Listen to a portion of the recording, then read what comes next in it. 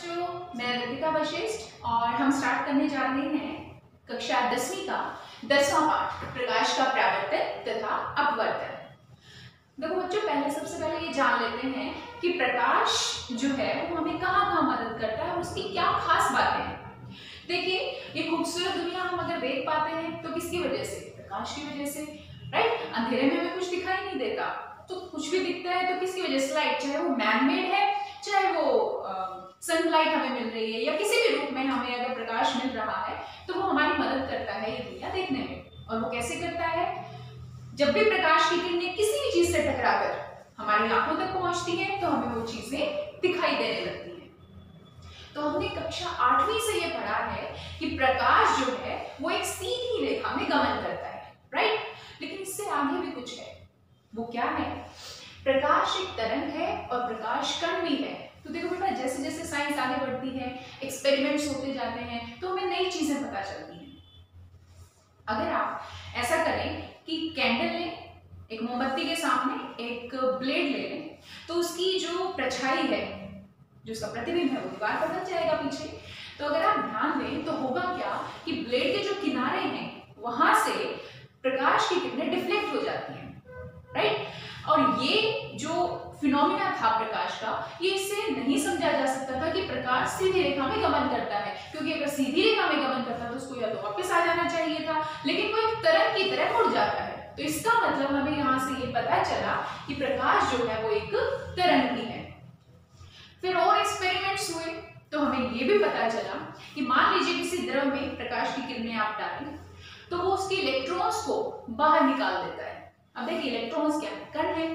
एक कण को बाहर निकालने के लिए दूसरे कण को उसके ऊपर टकराना पड़ेगा, राइट। दो कणों की टक्कर होगी तभी तो एक दूसरे को डिस्टर्ब करेगा।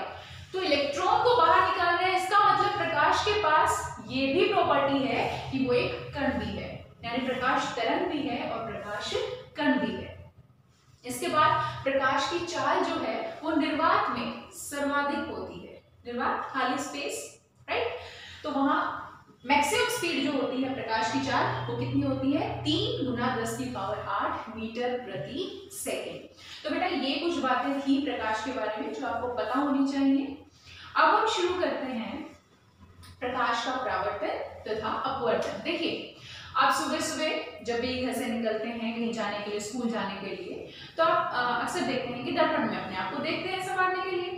अब दर्पण में ऐसी क्या खास बात है कि हमें अपना चेहरा यूं का यूं नजर आने लगता है? तो बेटा, दर्पण की, वैसे तो दर्पण देखो एक सिंपल कांच का टुकड़ा होता है, राइट। एक सिंपल कांच का टुकड़ा है, लेकिन उसका एक हिस्सा, एक जो तल है, उसको पॉलिश कर दिया जाता है, चमकीला बना दिया जाता है। इतना चमकीला कि जब भी इस पर प्रकाश की किरणें गिरेंगी वो प्रकाश की किरणें अपना रास्ता बदलकर वापस आ जाएंगी। तो जब ये किरणें वापस आ जाती हैं तो प्रतिबिंब बनाती हैं। तो अब ये दर्पण में जो है बेटा, ये 2 टाइप के होते हैं। हमने समतल दर्पण अक्सर घरों में देखे हैं, या कहीं दुकान पे चले जाओ, किसी मॉल में चले जाओ, हर जगह आप देखते हो कि दर्पण लगा होता है जिसपे आप अपना चेहरा देख सकते हैं। अगर हम बात करें दर्पण की,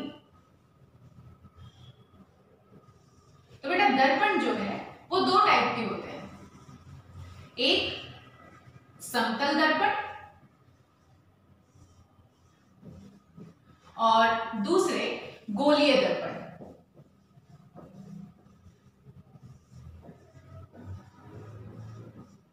समतल दर्पण के बारे में ज्यादा बताने की जरूरत नहीं है, आप सबको पता है, समतल दर्पण देखे हैं।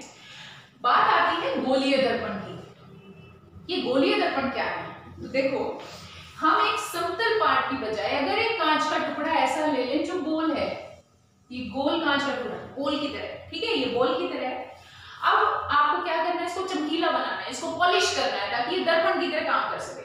अब 2 चीजें हैं आपके पास। आप इसको बाहर से चमकीला बना सकते हैं, ठीक है, यहां से इस तरीके से इसको पॉलिश कर दिया गया, और फिर इसका ये हिस्सा हमने काट लिया, राइट। अगर ये हिस्सा काट दें तो हमें ये छोटे वाला हिस्सा जो है वो इस तरीके से मिल जाएगा, ये रहा, राइट। अब देखिए, ये पोर्शन तो क्या हो गया? पॉलिश हो गया, चमकीला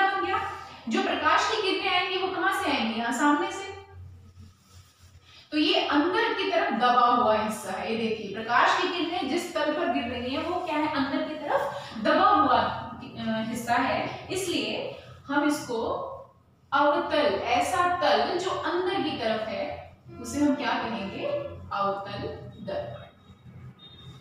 क्लियर है? दूसरा क्या हो सकता है कि हम बाहर से पॉलिश करने की बजाय ये जो गोल कांच का टुकड़ा है इसको बाहर से पॉलिश करने की बजाय हम अंदर से पॉलिश कर दें इस तरीके से। अब क्या होगा, अब फिर से इसको कट लगाइए, ये लीजिए यहां से काट दिया हमने, ये छोटे वाला हिस्सा हम ले लेते हैं, तो ये कुछ इस तरीके से हमें मिल जाएगा, राइट। अब अगर आप देखें तो देखिए ये वाला तल तो क्या हो गया, पॉलिश कर दिया गया, चमकीला बन गया। प्रकाश की किरणें जो आएंगी वो कहां गिरेंगी, इधर वाले तल पर। ये जिस तल पर प्रकाश की किरणें आएंगी वो तल कैसा है, उभरा हुआ, बाहर की तरफ उभरा हुआ। तो ऐसा तल जो उभरा हुआ है उसे हम क्या कहेंगे, उत्तल, उभरा हुआ तल उत्तल। और क्योंकि ये दर्पण की तरह काम करेगा तो ये हो जाएगा उत्तल दर्पण। समझ आ गया बेटा? दो टाइप के दर्पण, समतल दर्पण और गोलीय दर्पण। गोलीय दर्पण में भी फिर दो टाइप के दर्पण, उत्तल दर्पण और अवतल दर्पण। मुझे लगता है कि अब आपको क्लियर होगा कि उत्तल और अवतल दर्पण क्या। अब बात करते हैं कि ये परावर्तन क्या है। देखिए अगर मान लीजिए यहां पर हमने एक समतल दर्पण रखा है और इस समतल दर्पण पर ये हमने 90 डिग्री का कोण बनाते हुए एक रेखा, इसको कहेंगे अभिलंब, वो खींच लिया। यहां से तिरछी प्रकाश की किरणें आ रही है, ये है इस बिंदु पर तिरछी प्रकाश की किरण आई, तो होगा ये कि ये दर्पण प्रकाश की किरणों को आगे नहीं जाने देगा, ये किरणें वापस मुड़ के आ जाएंगी। ये जो प्रकाश की किरण वापस आ जाती है इसी को हम क्या कहते हैं, परावर्तन। मतलब उसी माध्यम में अगर हम ये कहें कि ये है माध्यम 1 और ये क्या है, माध्यम 2, तो जब तिरछी प्रकाश की किरणें माध्यम 1 से माध्यम 2 में गमन करते हुए वापस उस तल से टकराकर किसमें आ जाए, माध्यम 1 में आ जाए, तो इसे क्या कहते हैं, प्रकाश का परावर्तन। अब यहां पर देखिए बेटा, क्योंकि ये किरण आने वाली किरण है जो इस बिंदु पर आई है, तो इसे कहते हैं आपतित किरण। इसे क्या नाम देंगे, आपतित किरण। ये जो वापस आई है परावर्तन होकर, तो इसे कहेंगे परावर्तित किरण। ये होगी परावर्तित किरण और इसका नाम आपको पता है, 90 डिग्री का कोण बना है, लंब है, तो इसका नाम हो गया अभिलंब। अभिलंब। लेकिन कोई भी किरण कितने एंगल पर मुड़कर आएगी, कितना डिग्री का कोण बनाएगी जब वो परावर्तित होगी, इसके लिए कुछ नियम है जिसे हम कहते हैं परावर्तन के नियम। ऐसा नहीं है कि कहीं भी मुड़कर चली जाएगी, उसे कहां जाना है वो डिसाइड करेंगे परावर्तन के नियम। तो देखिए बेटा, यहां जो कोण बनता है अभिलंब और आपतित किरण में, अभिलंब और आपतित किरण, इस आपतन बिंदु पर, जिस बिंदु पर ये किरण आके गिरी है, आपतन बिंदु, इस आपतन बिंदु पर आपतित किरण और अभिलंब जितने डिग्री का कोण बनाते हैं उसे हम कहते हैं आपतन कोण। उसे क्या नाम दिया जाता है, आपतन कोण। और ठीक ऐसे ही अभिलंब और परावर्तित किरण में जो कोण बनेगा उसे हम कहते हैं परावर्तन कोण। परावर्तन कोण, ठीक है। तो परावर्तन का नियम पहला ये कहता है कि आपतन कोण, आपतन कोण तथा परावर्तन कोण, परावर्तन कोण हमेशा बराबर होंगे। आपतन कोण तथा परावर्तन कोण हमेशा बराबर होंगे। ये है परावर्तन का पहला नियम। दूसरा नियम क्या कहता है, तो ध्यान से देखो, ये जो आपतित किरण है अगर ये इस तल में आ रही है तो इसी तल में वापस होगी। ऐसा नहीं है कि यहां से आई और यहां निकल के चली, नहीं, अगर इस तल में आ रही है तो इसी तल में वापस होगी, अगर ऐसे आ रही है उस तल में वापस होगी। समझ रहे हैं? मतलब आपतित किरण, परावर्तित किरण और ये अभिलंब तीनों किरणें जो हैं वो एक ही तल में मौजूद रहेंगी। आपतित किरण,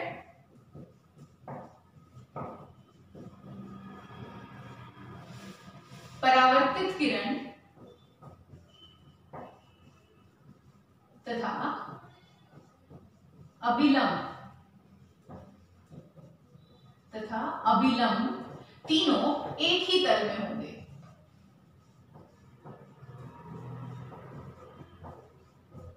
एक ही तल में होंगे। अब बेटा ऐसा नहीं है कि ये जो परावर्तन के नियम है ये सिर्फ समतल दर्पण के लिए है, नहीं, परावर्तन के नियम हर एक दर्पण के लिए, चाहे वो समतल दर्पण है चाहे वो गोलीय दर्पण है, किसी भी टाइप का दर्पण हो उसके लिए ये परावर्तन के नियम लागू रहेंगे। राइट? देखिए समतल दर्पण में हमने ये देखा है, क्योंकि सिर्फ साइंस की तरफ से नहीं, अगर आप अपने डेली एक्सपीरियंस से भी बात करें तो आप देखते हैं कि जब भी आप किसी समतल दर्पण के सामने खड़े होते हैं तो आप जिस साइज के, जिस आकार की वस्तु का आप दर्पण में देखते हैं उसी आकार की वस्तु आपको नजर आती है। जैसे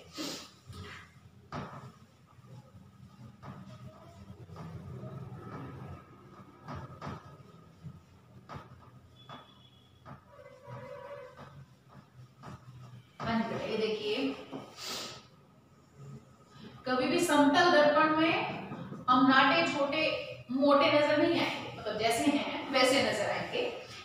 तो इसके सामने जब भी प्रतिबिंब बनता है, एक समतल दर्पण के सामने जब प्रतिबिंब बनता है तो वो कैसा बनता है? समान साइज का। जो वस्तु उसके सामने रखी है सेम उसी साइज का प्रतिबिंब बनेगा समतल दर्पण के केस में। कितनी दूरी पे बनेगा?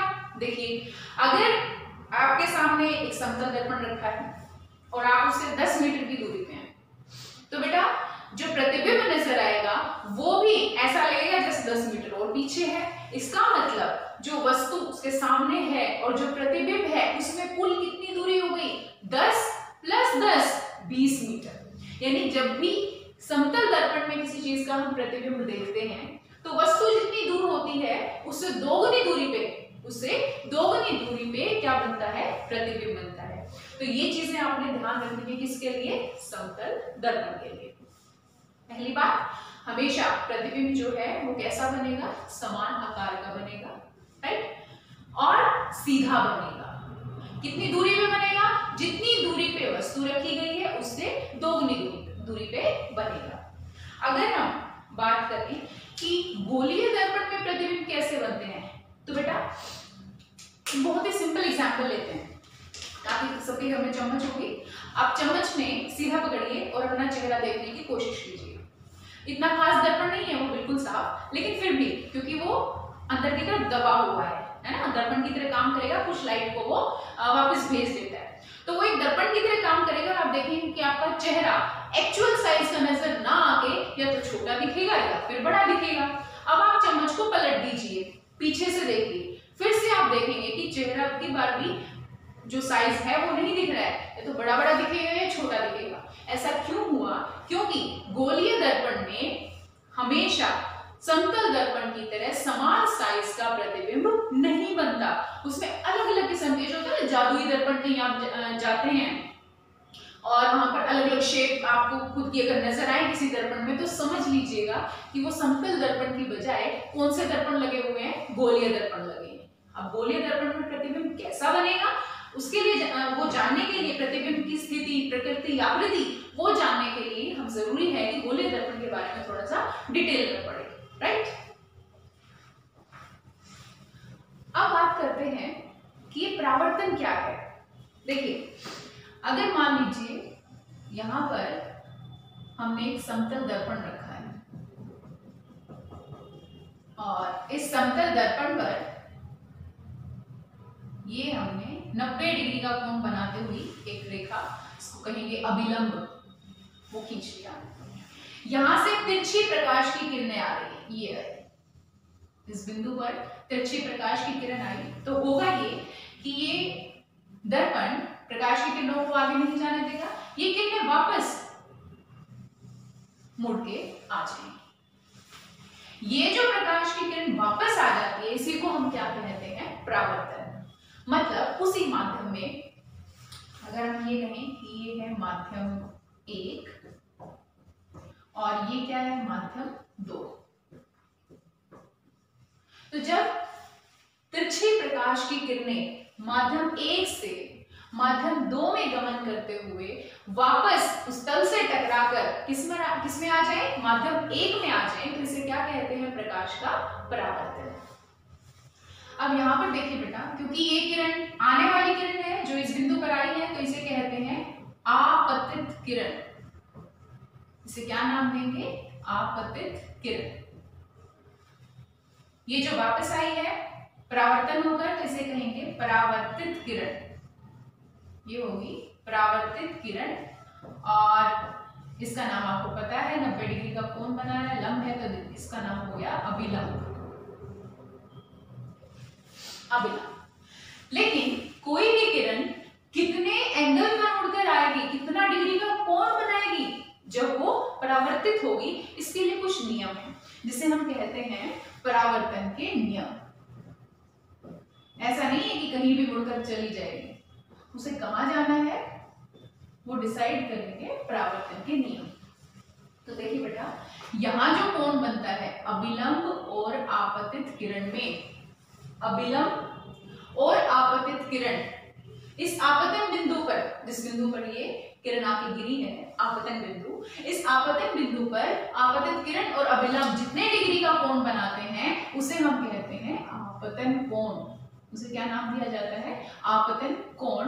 और ठीक ऐसे ही अभिलंब और परावर्तित किरण में जो कोण बनेगा उसे हम कहते हैं परावर्तन कोण, परावर्तन कोण। ठीक है, तो परावर्तन का नियम पहला ये कहता है कि आपतन कोण, आपतन कोण तथा परावर्तन कोण, परावर्तन कोण हमेशा बराबर होंगे। आपतन कोण तथा परावर्तन कोण हमेशा बराबर होंगे। ये है परावर्तन का पहला नियम। दूसरा नियम क्या कहता है, तो ध्यान से देखो, ये जो आपतित किरण है अगर ये इस तल में आ रही है तो इसी तल में वापस होगी। ऐसा नहीं है कि यहां से आई और यहां निकल के चली, नहीं, अगर इस तल में आ रही है तो इसी तल में वापस होगी, अगर ऐसे आ रही है तो उस तल में वापस होगी। समझ रहे हैं, मतलब आपतित किरण, परावर्तित किरण और ये अभिलंब, तीनों किरणें जो हैं वो एक ही तल में मौजूद रहेंगी। आपतित किरण,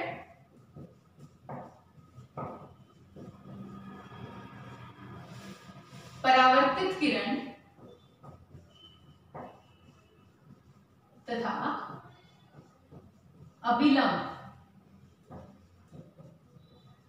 अभिलंब तीनों एक ही तल में होंगे।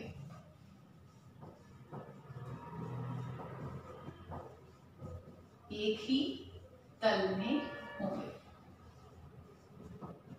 अब बेटा ऐसा नहीं है कि ये जो परावर्तन के नियम है ये सिर्फ समतल दर्पण के लिए है, नहीं, परावर्तन के नियम हर एक दर्पण के लिए, चाहे वो समतल दर्पण है, चाहे वो गोलीय दर्पण है, किसी भी टाइप का दर्पण हो, उसके लिए ये परावर्तन के नियम लागू रहेंगे।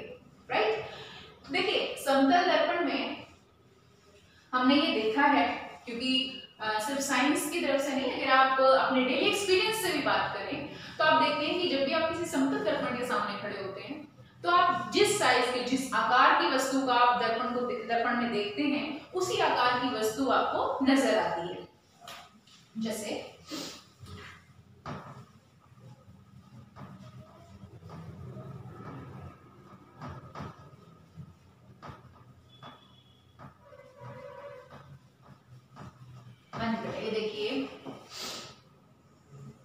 कभी भी समतल दर्पण में हम नाटे छोटे मोटे नजर नहीं आएंगे, मतलब जैसे हैं वैसे नजर आएंगे। तो इसके सामने जब भी प्रतिबिंब बनता है, एक समतल दर्पण के सामने जब प्रतिबिंब बनता है तो वो कैसा बनता है? समान साइज का। जो वस्तु उसके सामने रखी है, जो वस्तु उसके सामने रखी है, सेम उसी साइज का प्रतिबिंब बनेगा समतल दर्पण के केस में। कितनी दूरी पे बनेगा? देखिए, अगर आपके सामने एक समतल दर्पण रखा है और आप उससे 10 मीटर की दूरी पे हैं, तो बेटा जो प्रतिबिंब नजर आएगा वो भी ऐसा लगेगा जैसे 10 मीटर और पीछे है। इसका मतलब जो वस्तु उसके सामने है और जो प्रतिबिंब है उसमें कुल कितनी दूरी हो गई? 10 + 10 20 मीटर। यानी जब भी समतल दर्पण में किसी चीज का हम प्रतिबिंब देखते हैं तो वस्तु जितनी दूर होती है उससे दोगुनी दूरी पे क्या बनता है? प्रतिबिंब बनता है। तो ये चीजें आपने ध्यान रखनी है, किसके लिए? समतल दर्पण के लिए। पहली बात, हमेशा प्रतिबिंब जो है वो कैसा बनेगा? समान आकार का बनेगा, राइट, और सीधा बनेगा। कितनी दूरी पे बनेगा? जितनी दूरी पे वस्तु रखी गई है उससे दोगुनी दूरी पे बनेगा। अगर हम बात करें कि गोलीय दर्पण में प्रतिबिंब कैसे बनते हैं, तो बेटा बहुत ही सिंपल एग्जांपल लेते हैं। आपके सबके घर में चम्मच होगी, आप चम्मच में सीधा पकड़िए और अपना चेहरा देखने की कोशिश कीजिए। इतना खास दर्पण नहीं है वो, बिल्कुल साफ, लेकिन फिर भी क्योंकि वो अंदर की तरफ दबा हुआ है ना, दर्पण की तरह काम करेगा, कुछ लाइट को वो वापस भेज देता है। तो वो एक दर्पण की तरह काम करेगा। आप देखेंगे कि आपका चेहरा एक्चुअल साइज का नजर ना आके या तो छोटा दिखेगा या फिर बड़ा दिखेगा। अब आप चम्मच को पलट दीजिए, पीछे से देखिए, फिर से आप देखेंगे कि चेहरा की बार भी जो साइज है वो नहीं दिख रहा है, या तो बड़ा बड़ा दिखेगा या छोटा दिखेगा। ऐसा क्यों हुआ? क्योंकि गोलीय दर्पण में हमेशा समतल दर्पण की तरह समान साइज का प्रतिबिंब नहीं बनता। उसमें अलग अलग किस्म के जो होता है ना, जादुई दर्पण कहीं आप जाते हैं और वहां पर अलग अलग शेप आपको खुद की अगर नजर आए किसी दर्पण में, तो समझ लीजिएगा कि वो समतल दर्पण की बजाय कौन से दर्पण लगे हुए हैं? गोलीय दर्पण लगे हैं। अब गोलीय दर्पण में प्रतिबिंब कैसा बनेगा, उसके लिए वो जानने के लिए, प्रतिबिंब की स्थिति, प्रकृति, आकृति वो जानने के लिए हम जरूरी है कि गोलीय दर्पण के बारे में थोड़ा सा डिटेल में पढ़ें, राइट। देखिए बेटा, अब गोलीय दर्पण में प्रतिबिंब के लिए ये देखिए यहाँ हमने बनाया है, ये क्योंकि अंदर की तरफ दबा हुआ हिस्सा है, तो ये कौन सा दर्पण हो गया? अवतल दर्पण, राइट। और ये आप देख पा रहे हैं साफ साफ, जिस तल पर प्रकाश की किरणें आनी है वो बाहर की तरफ उभरा हुआ है, ऐसा तल जो उभरा हुआ ये हो गया उत्तल दर्पण। हम ये जानते हैं कि ये जो दर्पण हमने बनाए हैं गोलीय दर्पण, ये बहुत बड़े एक गोल कांच के टुकड़े में से बनाए हैं। अब वो जो गोल कांच का टुकड़ा था उसका कहीं ना कहीं केंद्र तो होगा। इमेजिन कीजिए, ये वाला जो गोल कांच का टुकड़ा था उसका यहां कहीं क्या है? केंद्र है, ठीक है। ये जो केंद्र होगा इसे कहा जाता है वक्रता केंद्र। क्या कहते हैं? वक्रता केंद्र। और